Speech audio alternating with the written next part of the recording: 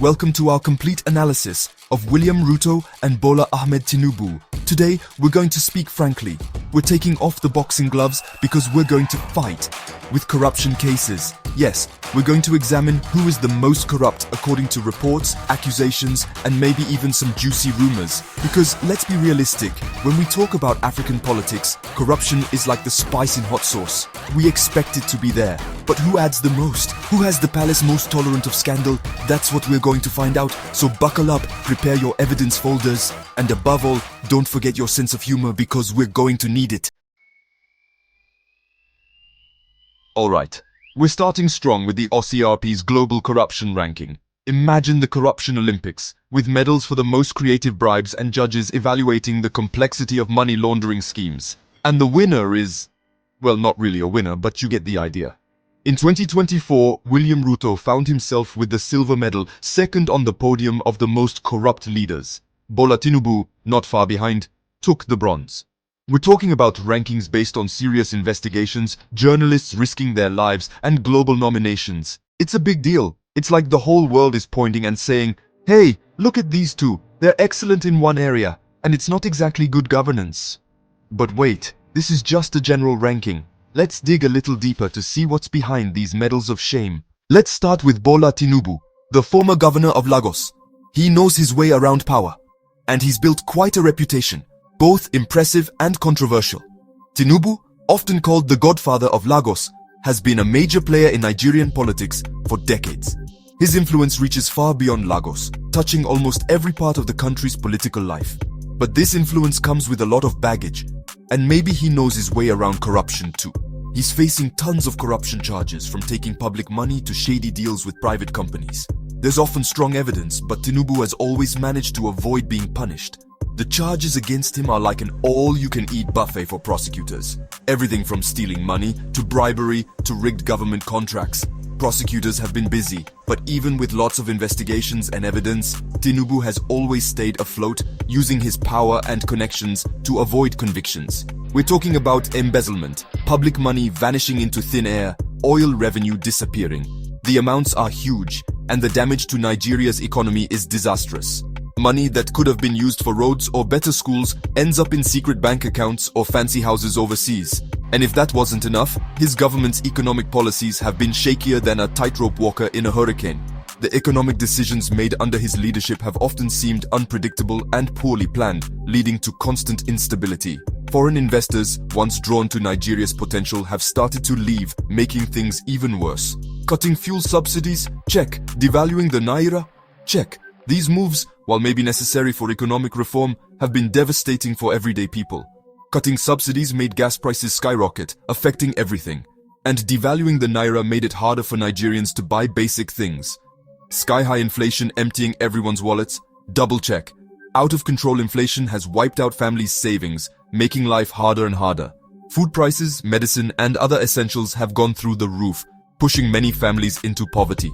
Protests against the high cost of living have become common, but the government's responses have often been too little, too late. It's like a textbook example of how to wreck a country's economy in 10 easy steps.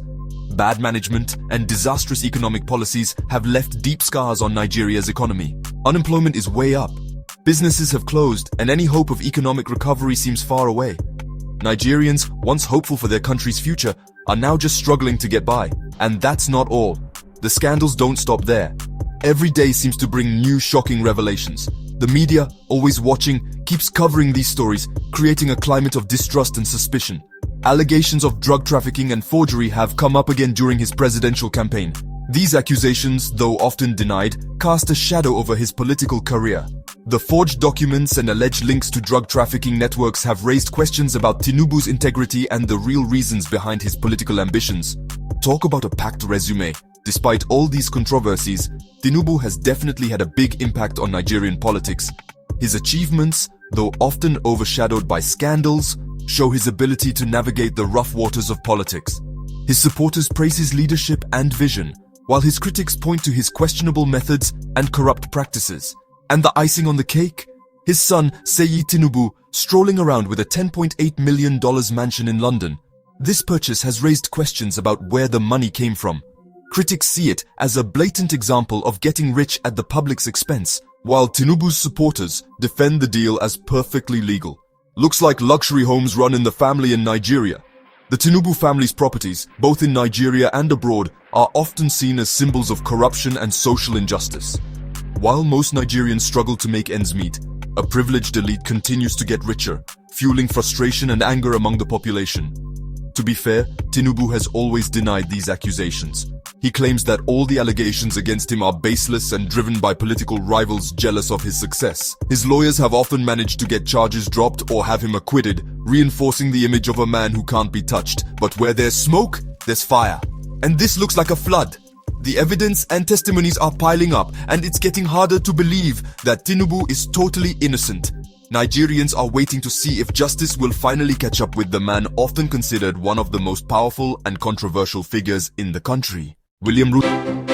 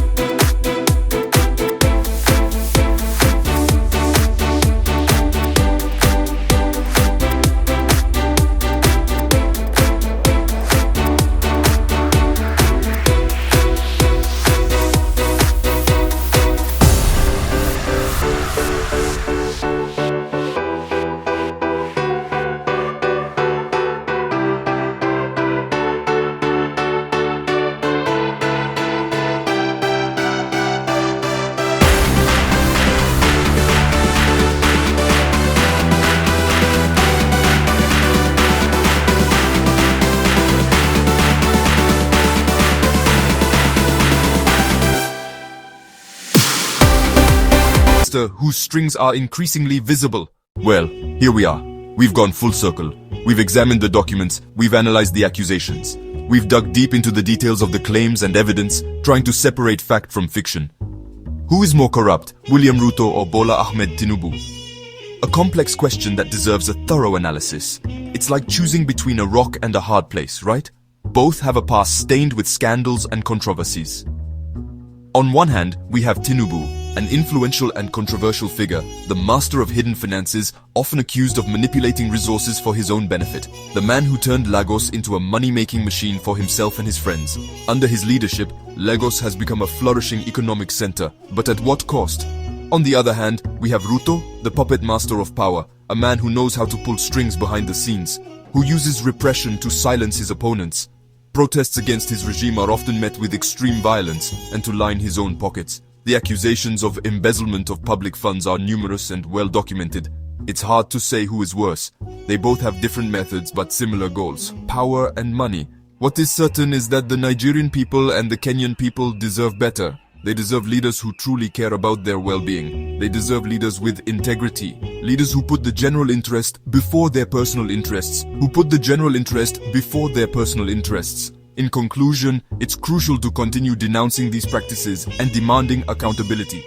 Although both leaders have been involved in major controversies, it's important to point out that corruption is not inevitable.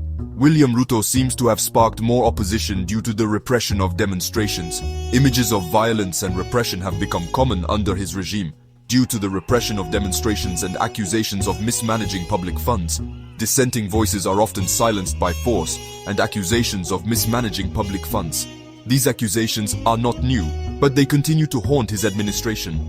Bola Ahmed Tinubu, on the other hand, is criticized for financial scandals that seem to have no end. And alleged links to criminal activities.